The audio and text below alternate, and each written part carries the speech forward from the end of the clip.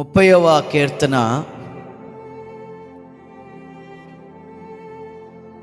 11వ వాక్యాన్ని చదువుకుందాం.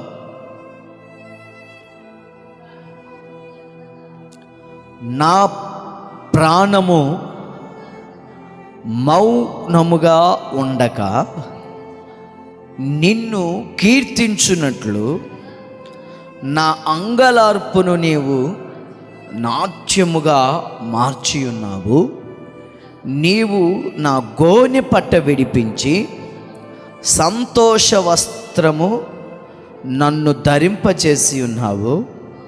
యెహోవా నా దేవా, నిత్యము నేను నిన్ను స్తుతించెదను. చూడండి, దావీదు ఇక్కడ నిత్యము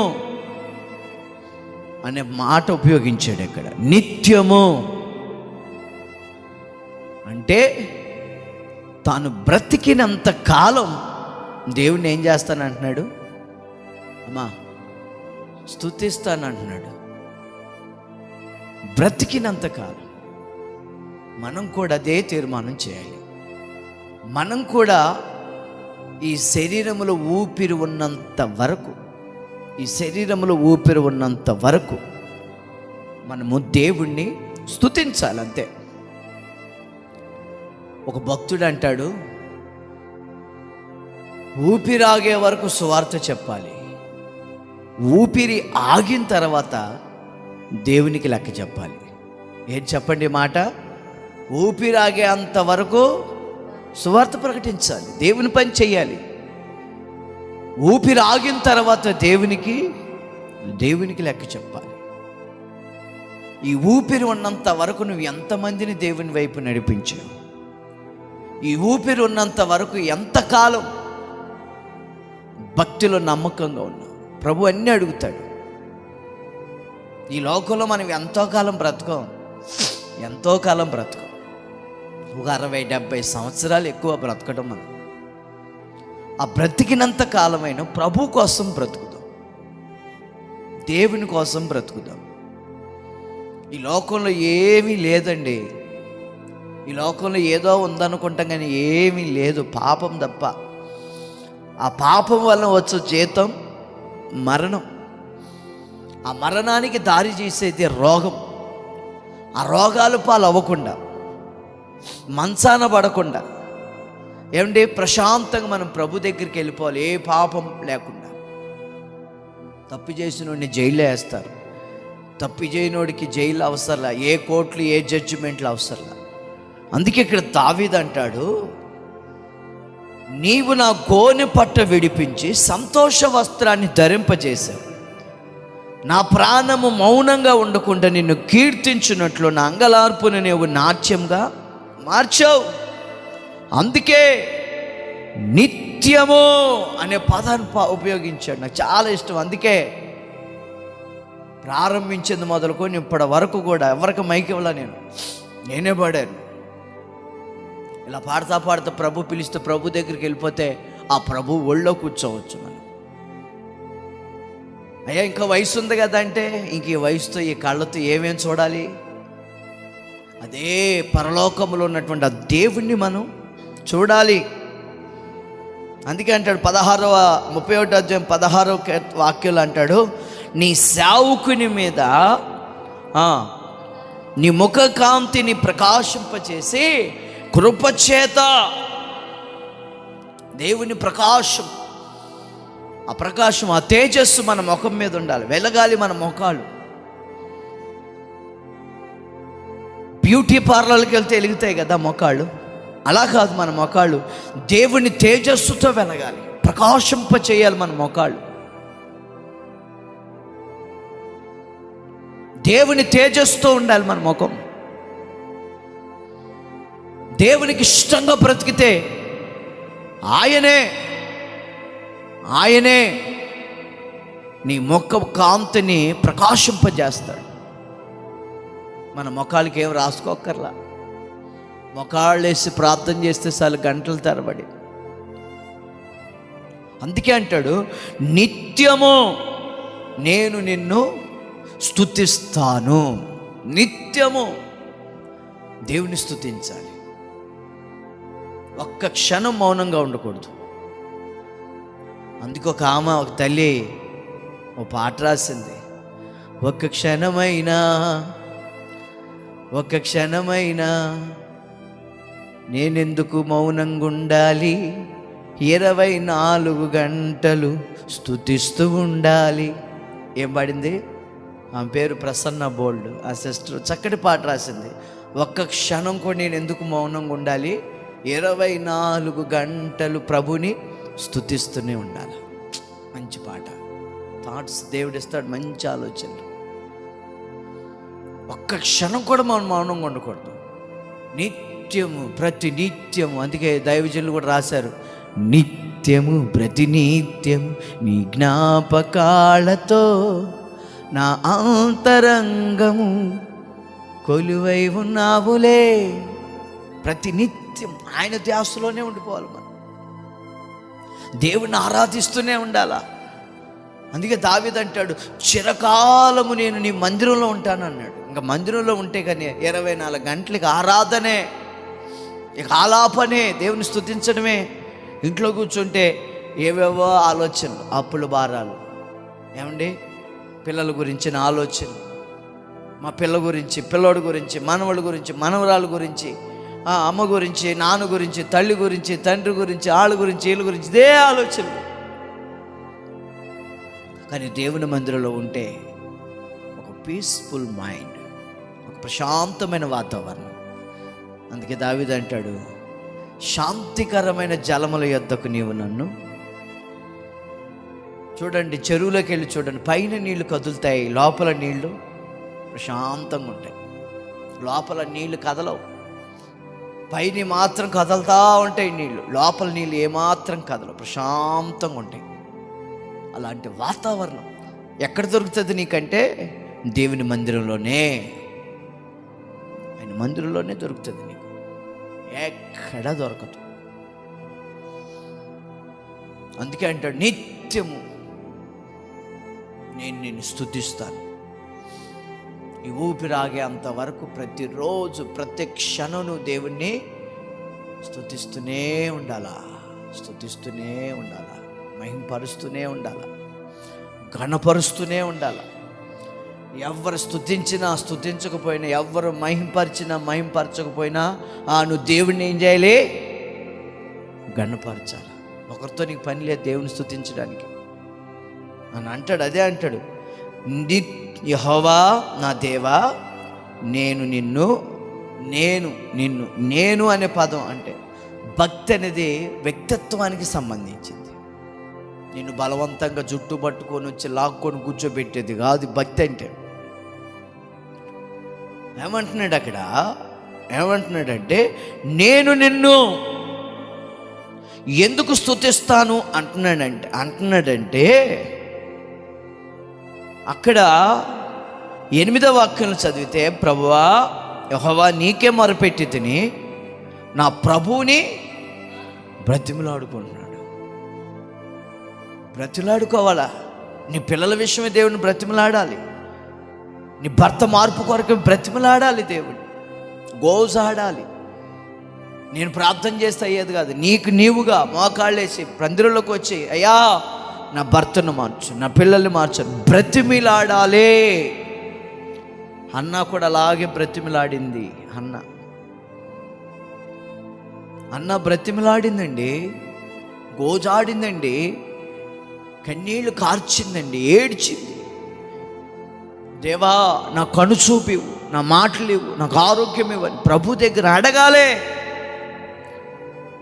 పొద్దునే నేను లేవలేను, అయినా మంచం మీదే ఉండి, ప్రభు ఒక్క క్షణం జ్ఞాపకం చేసుకో ప్రభువా, రాత్రి ఎటు నీరసం అయిపోయాను, ఈ పూట కన్నా బలమే ప్రభు అని టిఫిన్ కూడా చేయకుండా 2 కాఫీ తాగి వచ్చి నిలబడ్డాను. కూర్చోాలి, ఇప్పటికీ కాళ్ళు లాగుతున్నాయి, నడుము లాగుతుంది, అయినా సరే నీరసం ఉంది, టిఫిన్ కూడా చేయలే.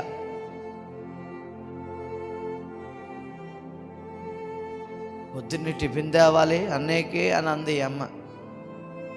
ఇప్పుడు వచ్చింది, మాకు ఎవ్వరు లేకపోయినా దేవుడు ఉన్నాడు, మాకు దేవుడిని కలిగి ఉన్నాం. మాకు మీరు కూడా మీ ఇంట్లో మీరు ఉన్నప్పుడు దేవుణ్ణి పిలవండి అంతే. ఆయన ఏమంటున్నాడు? బ్రతిమిలాడుతున్నాడు. నా ప్రభువును బతిమాలుకుంటేని, బతిమాలుకోవాలి. దేవుడు చక్కటి భర్తని, పిల్లల్ని, మంచి భార్యని దేవుడు ఇచ్చాడు. నీవు వచ్చావు, నీ భర్త రాలా, నీ పిల్లలు ఎక్కడ ఉన్నారు, నీ మనవాళ్ళు, నీ పిల్లలు, మన ఇరుగు పొరుగు వాళ్ళు ఇంకెక్కడ ఉన్నారు, మనం బ్రతిమిలాడాలి దేవుణ్ణి. అయ్యా నా భర్తను మార్చు ప్రభు అని అడగాలి, బ్రతిమిలాడాలి. నా తల్లిని మార్చు ప్రభు, మా అమ్మకు ఆరోగ్యమే ప్రభు అని బ్రతిమిలాడాలి.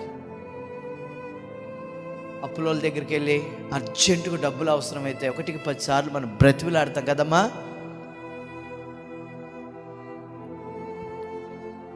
వాళ్ళని మనం బ్రతిలాడుతాం. వాళ్ళు ఏమంటారే, ఒకసారి చెప్తే అర్థం కాదా, లేవని చెప్తుంటే అయ్యయ్యయ్యా అని మళ్ళీ బ్రతిమిలాడతాం. కానీ వాళ్ళు చీ కొడతారు, కానీ మన దేవుడు మనల్ని చీ కొట్టడు. ఆమేన్. మనం ఏది అడిగితే అది ఇస్తాడు ఆయన. కానీ మనం దేవుడిని అడగం. మోకాళ్ళు వేసి ప్రభు దగ్గర మనకి ఏది కావాలో ప్రభుని మనం అది అడిగితే ఆయన ఇస్తాడు. బ్రతిమిలాడాలి. ఏమని బ్రతిమిలాడుతున్నాడు అంటే, నేను కోతిలోనికి దిగిన ఎడల నా ప్రాణము వలన ఏమి, కోతిలో కంటే చచ్చిపోతే, నేను చచ్చిపోతే నీకేం లాభం అయ్యా? మన్ను నేను స్తుతిస్తుందా? నీ సత్యమును గురించి అది వివరిస్తుందా అని నేను బ్రతుకుంటే కదా నేను స్తుతిస్తాను. కనుక నన్ను బ్రతికించినందుకు నీకు స్తోత్రం. మన దేవునికి ఎంత రుణస్థలమో తెలుసా? ఈరోజు టీవీ ఆన్ చేసి చూడండి, ఇంటికి వెళ్ళిన తర్వాత ఇప్పటికి ఉదయం మొదలుకొని ఇప్పటి వరకు కొన్ని వందల మంది చచ్చిపోయి ఉంటారు, కొన్ని వందల మంది చచ్చిపోయి ఉంటారు యాక్సిడెంట్లో. కానీ ఈ రోజున దేవుడు నేను క్షేమంగా ఇక్కడ తీసుకొచ్చాడంటే నువ్వు దేవుణ్ణి స్తుతించాలా. హల్లెలూయా. దేవుణ్ణి స్తుతించాలి. బతికించాడండి నిన్ను, మరొక నూతన దినాన్ని ఇచ్చాడు. మనము తెల్లారేసరికి మనం రాత్రి పడుకొని పొద్దున్నే లేచి ఇంకో దినాన్ని చూసామంటే మరొక పుట్టినరోజు జరిగినట్టే మనకి. అంతే, మరొక నూతన దినాన్ని దేవుడు ఇచ్చాడంటే మన ఆయుష్ దేవుడు పెంచాడు. అదే అంటున్నాడు, బ్రతుకున్నామంటే దేవుని కృప. అందుకే బ్రతిమిలాడుకుంటున్నాడంట, బ్రతిమిలాడుకుంటున్నాడు. మన్ను స్తుతిస్తుందా? మట్టి ఈ శరీరం మట్టిలో కలిసిపోవాల్సిందే. ఈ శరీరం మట్టిలో కలిసిపోవాలి. ఈ శరీరం మట్టిలో కలిసిపోతే దేవునికి ఏమన్నా ఉపయోగమా? కలిసిపోక ముందే. అందుకో భక్తుడు రాస్తాడు, వాడిపోక ముందే నన్ను వాడుకోపోద్దు, వాలిపోక ముందే నన్ను వాడుకో, వాడుకో యేసయ్యా నీ కాడి నే మోస్తా, వాడిపోక ముందే నన్ను వాడుకోపోద్దు. చూసారా, వాడిపోయిన పువ్వు దేవుని పాదాల దగ్గర మనం పెడతామా? ఎతలే ఇప్పుడు మనం తల్లాన్న పెట్టుకుంటామా? పెట్టుకో. వాడిపోయిన పువ్వుని ప్రభు పాదాల దగ్గర కానీ మీ తలలో కానీ పెట్టుకోరు. ఫ్రెష్గా ఉన్న పూలనే ప్రభు పాదాల దగ్గర పెడతారు, మీ తలలో పెట్టుకుంటారు. మన తలలో పెట్టుకునేది చినిగిపోయిన బట్టలు మనం వేసుకుంటామా? వేసుకో.